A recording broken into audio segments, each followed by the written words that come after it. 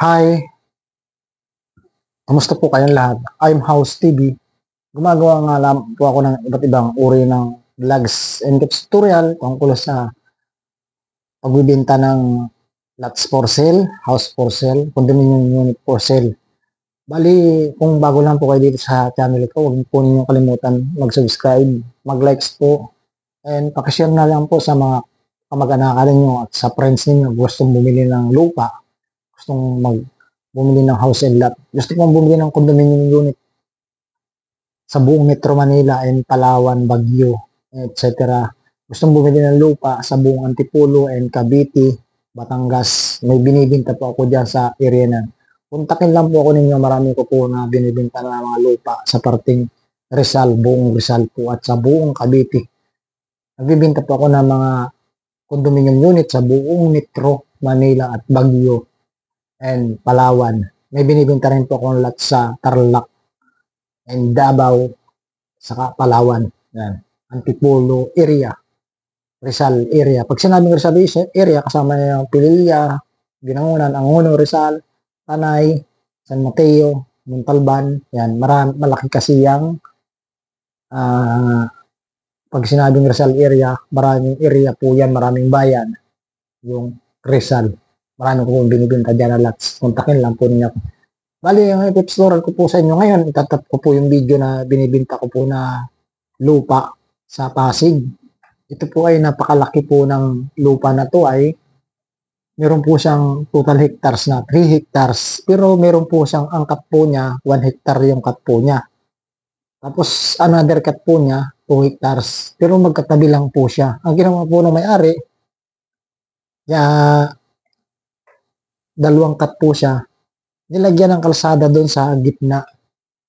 Example, ito yung lots, pag ganyan. Dito niya nilagyan ng kalsada sa gitna. Anong nangyari? Yung 1 hectares dito. Pero may mga pader siya, matataas yung pader. 1 hectares dito. Then, do sa kabila niya, 2 hectares. Ganun po yung ang describe ng lupa na binibenta ko. Bali, yung total niya, sabay siyang ipagbibenta, 3 hectares. Pero nakasipirit yung 1 hektarya saka dalawa. May mga pader sila parehas. Yung 2 hektarya may pader din yan, may bakod. Yung 1 hectares may pader din, pero magkadikit po siya. Kaya nga sila nakahiwalay, nilagyan ng kalsada sa gitna. Kasi doon dumadaan yung mga tao na nakatira doon sa dulo.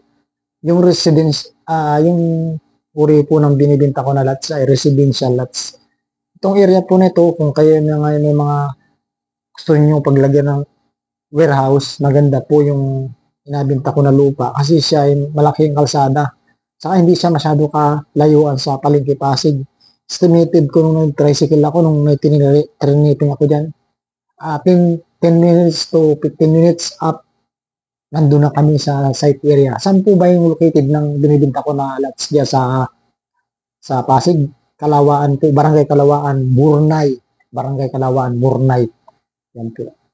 Sa mga nasa abroad po natin, mga kababayan dyan na nanonood itong channel ko, gusto po ba ninyong ng mga lupa na pahihinugin ninyo pagdating ng araw, kapag bibinta ninyo ng medyo mahal? Ang presyo po nito ay 35,000 per square meter.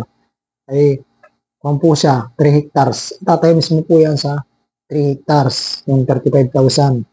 Ang presyo po, 35,000 per square meter. Residential lots po yung uri na lots na binibinta ko. Malapit naman po siya sa sa mga kagaya ng mga bangko, kasi dumaan ako doon sa yun. Hindi po siya masyadong kalayuan. Diba? 3 to 5 minutes kung may motor kayo, nandun na kayo sa mga bank, public market. Kasi yun Burnay, Kalawaan. Ay maraming mga madadaanan mo ng mga bilihan ng mga pagkain, gano'n. Paglabas mo, doon na nga yung mga kagaya ng Jollibee, McDo, then yung mga talipapa, yan. Kung halimbawa may warehouse kayo dyan, may guard kayo, nagtatanong, nabili ninyo, yun. Ngayon, magbilhan po ng mga pagkain sa labas.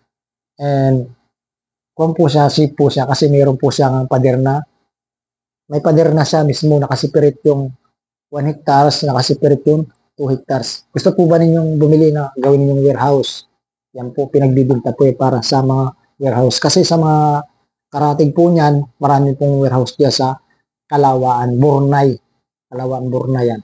Nag-tricycle nga po ako, estimate ko, 10 to 15 minutes, matraffic pa yun. Pero kung siguro nakamotor kami, hindi mabilis, baka wala pang 15 minutes, nandun na kami sa area. Yan. Malapit lang po kasi Pasig Palengke, 10 to 15 minutes yung estimated ko.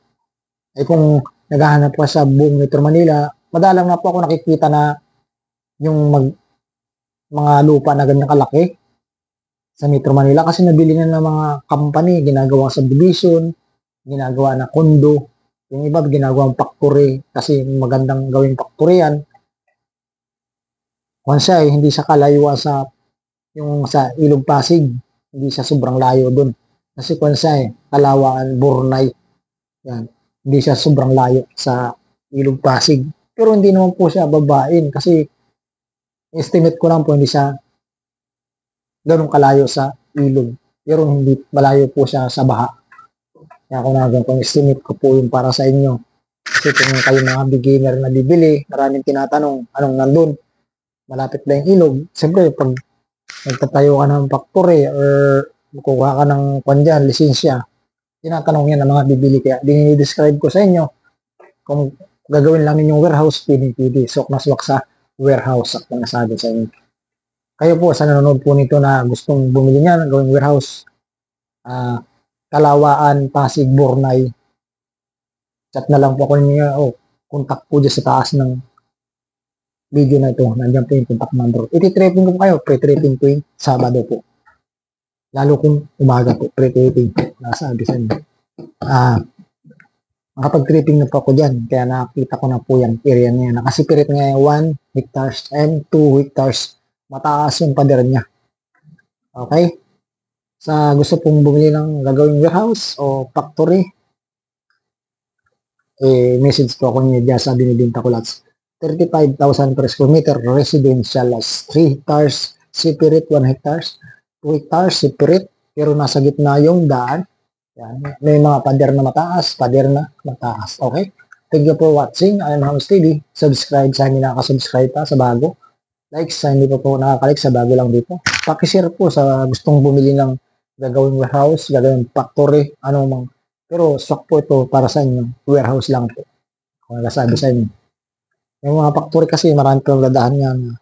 Sanitation, permit ng barangay, permit, business permit, mayor permit, maraming pinagdadaanan yan. Pero kung warehouse, kaunti lang kinukuha na permit nila.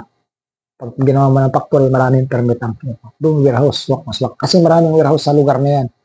Residential area kasi yan, residential. Okay? Bye-bye. I'm Host TV. Bili na kayo.